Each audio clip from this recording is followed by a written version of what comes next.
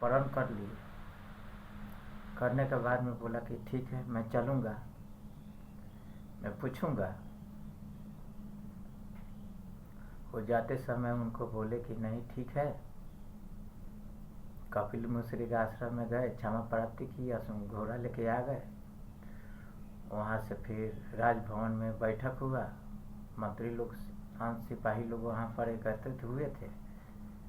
बोलने के बाद में बोला कि ठीक है, तुम छल से या विद्या से जो भी है हमारे सामने प्रकट करो। वो बोले कि देखिए मेरे पुत्री है, मैं सोच रहा हूँ आपके शादी करने के लिए। बोले कि नहीं, मैं शादी नहीं करूँगा, इसलिए कि मेरे 10,000 भाई कल कपिल मुश्री मुनि के आश्रम में जल के भस्म हो गया है, उनको मुक्ति प्राप्ति करना है हमको। मैं जा रहा हूँ तपस्या करने। उनका जो गुरुदेव थे असमंजन का, वो उनको बोले कि आप मेरा पुरोहित है, आप मेरा राज स्वीकार कीजिए, आप मंत्री के मदद से हमारा राज चलाइए, मैं जा रहा हूँ अब तपस्या करने। गए वहाँ तपस्या किए। नारद जी वहाँ आए, बताए कि विष्णु के जाप करो, ओम विष्णाय नमः, ओम विष्णाय नमः के जाप करने लगे। 12 साल बीत गया, फिर भी क्या हुआ कि शंकर जी बोले, पार्वती जी बोले शंकर जी को, देखिए ओम विष्णाय नमः के जाप हो रहा है, विष्णु जी का वाहन कर रहा है, शंकर जी का वाहन कर रहा है, वो मेरा कौन शिष्य है, थोड़ा भ्रमण कीजिए। तो वो नंदिनी पर जा कर के भ्रमण कर रहे थे। उसी समय का हुआ कि उनको बोला कि भ्रमण करते समय भेंट हुई असमंजन जी, भगीरथ जी। अब भगीरथ जी जा कर के क्या हुआ कि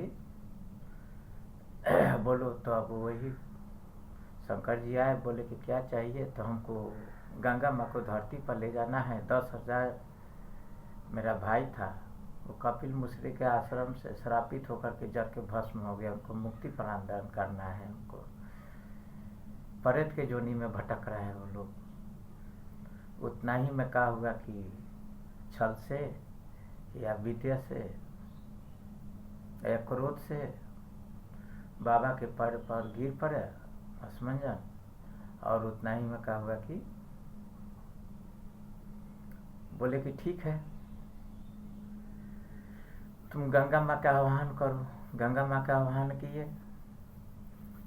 गंगा माँ का आह्वान करने के बाद में वो चले गए गंगा जी विष्णु भगवान के पास।